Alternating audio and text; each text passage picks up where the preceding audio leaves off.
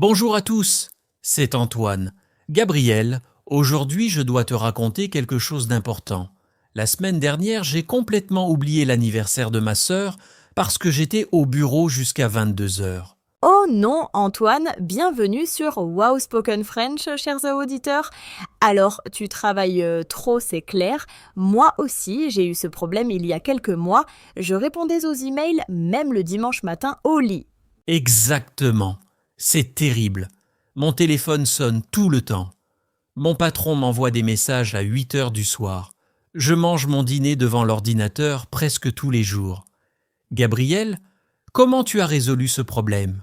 D'abord, j'ai parlé avec mon chef. C'était difficile, mais nécessaire. Je lui ai dit, je travaille là bien pendant mes heures de bureau, mais après 18 heures, c'est ma vie privée. Et vous, chers auditeurs, est-ce que vous travaillez trop ?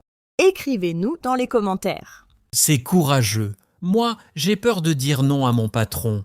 Je pense toujours, si je refuse, peut-être je vais perdre mon travail. Mais en réalité, je suis fatigué tout le temps. Je ne vois plus mes amis. Je ne fais plus de sport. Antoine, c'est exactement ce que je ressentais. Fatigué, stressé, jamais de temps pour moi. Un jour, mon médecin m'a dit « Gabriel, attention, tu vas tomber malade si tu continues comme ça. » Ça m'a fait réfléchir. Ton médecin a raison. La santé, c'est plus important que le travail. Mais dans notre société moderne, tout le monde travaille beaucoup. Les gens pensent que travailler 60 heures par semaine, c'est normal. Oui, mais ce n'est pas normal. En France, la semaine de travail, c'est 35 heures officiellement. Bien sûr, beaucoup de personnes travaillent plus, mais on a le droit de se reposer. On a le droit d'avoir des loisirs, des hobbies, une vie en dehors du bureau. Tu as totalement raison. Alors, qu'est-ce que tu as changé exactement dans ta vie ? Je veux des conseils pratiques parce que je ne sais vraiment pas par où commencer. Premièrement, j'ai désactivé les notifications professionnelles sur mon téléphone après 18 heures. Plus d'emails, plus de messages du travail. Le premier jour, c'était bizarre, mais après une semaine, quelle liberté. Vraiment ? Et ton patron n'était pas en colère ? Il n'a rien dit ? Au début, il a posé des questions, mais j'ai expliqué calmement « Je suis disponible et concentré pendant mes heures de travail. Après, j'ai besoin de repos pour être efficace le lendemain. » Il a compris. Incroyable ! Ça me donne du courage. Et quoi d'autre ? Tu as fait d'autres changements ? Oui. Deuxièmement, j'ai planifié mes soirées et mes week-ends comme je planifie mes réunions de travail. Le mardi soir, c'est yoga. Le jeudi, je vois mes amis. Le samedi matin, je fais du vélo. Ces moments sont sacrés, je ne les annule pas. Ah, c'est intelligent. Traiter sa vie personnelle avec le même sérieux que le travail. J'aime cette idée. Et chers auditeurs, qu'est-ce que vous faites pendant votre temps libre ? Quels sont vos hobbies ? Dites-nous. Exactement, Antoine. Et troisièmement, j'ai appris à dire non. C'était que le plus difficile. Avant, je disais oui à tout. Un nouveau projet, une réunion supplémentaire, rester tard le soir. Maintenant, je réfléchis avant de répondre. Dire non, c'est vraiment difficile pour moi. Je me sens toujours coupable. Comment tu fais pour ne pas te sentir mal ? Au début, je me sentais coupable aussi. Mais j'ai réalisé quelque chose d'important. Dire oui à tout, c'est dire non à moi-même, à ma santé, à ma famille, à mes amis. Alors maintenant, je protège mon temps. C'est une belle façon de voir les choses. Dire oui à tout, c'est dire non à soi-même. Je vais me répéter cette phrase. Mais parlons un peu de la pause déjeuner. Moi, je mange toujours devant mon écran en travaillant. Oh non, Antoine, la pause déjeuner, c'est sacré. Moi, je sors du bureau maintenant. Même si c'est juste 20 minutes, je marche un peu, je respire l'air frais. Ça change tout pour l'après-midi. Tu as raison. Quand je reste à mon bureau toute la journée, je me sens comme un robot.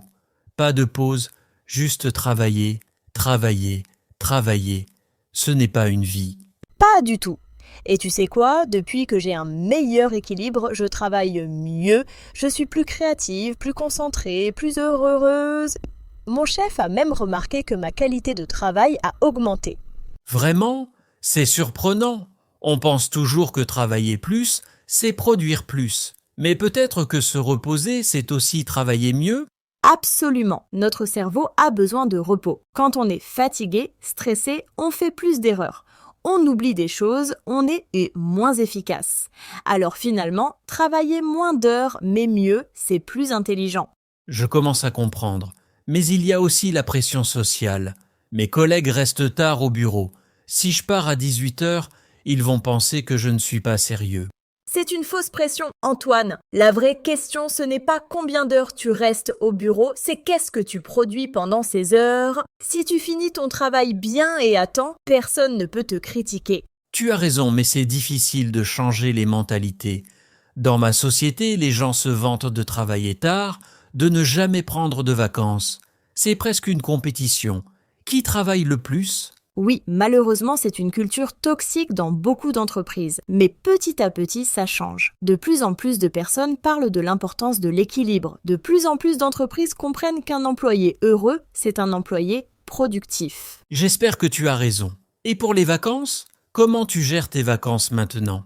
Ah, les vacances. Avant, je prenais mon ordinateur en vacances. Je répondais aux emails sur la plage. Ridicule, non ? Maintenant, j'informe mes collègues 2 semaines avant. Je serai absente, voici la personne de contact. Et pendant mes vacances, 0 travail. 0 travail ? Même pas vérifier les emails une fois par jour ? Même pas. Les vacances, c'est pour se reposer, se ressourcer, profiter. Si tu travaillais pendant tes vacances, ce ne sont pas vraiment des vacances. Et quand je reviens, et je suis pleine d'énergie et de nouvelles idées. Ça fait rêver. Je veux essayer ça pour mes prochaines vacances en juillet. Mais dis-moi, comment tu organises ta matinée ? Moi, je me réveille déjà en pensant au travail, en stressant. Ah, la routine du matin, c'est crucial. Maintenant, je me réveille 30 minutes plus tôt. Je fais 5 minutes de méditation ou de respiration, je prends un bon petit déjeuner sans regarder mon téléphone et je me prépare calmement. Sans regarder ton téléphone ? Moi, la première chose que je fais, c'est vérifier mes emails avant même de sortir du lit. C'était mon problème aussi. Mais commencer la journée avec le stress des emails, c'est terrible. Maintenant, je ne regarde pas mon téléphone avant d'arriver au bureau. Ma matinée est à moi. C'est un grand changement. Et le soir, tu as aussi une routine. Oui, le soir, 1 heure avant de dormir, j'arrête tous les écrans. Pas de télévision, pas de téléphone, pas d'ordinateur. Je lis un livre, je discute avec mon copain, je prends un bain, ça m'aide à bien dormir. Dormir bien, c'est aussi important pour l'équilibre, non ?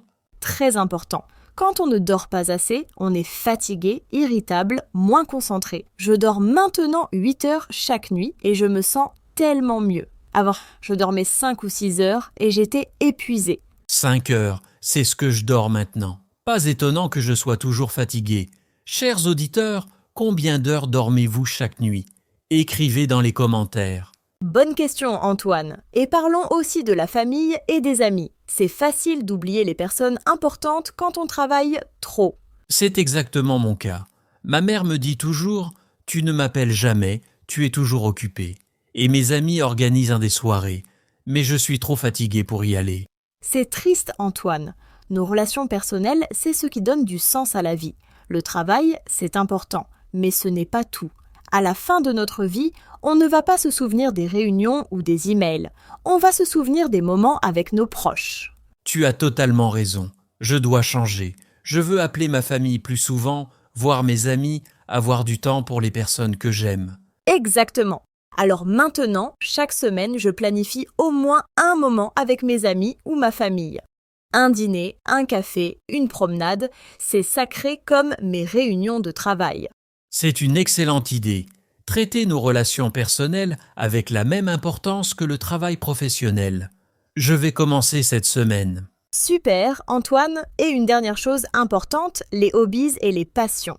Qu'est-ce que tu aimes faire en dehors du travail ? Avant, j'adorais jouer de la guitare et faire de la photographie. Mais maintenant, je n'ai plus le temps.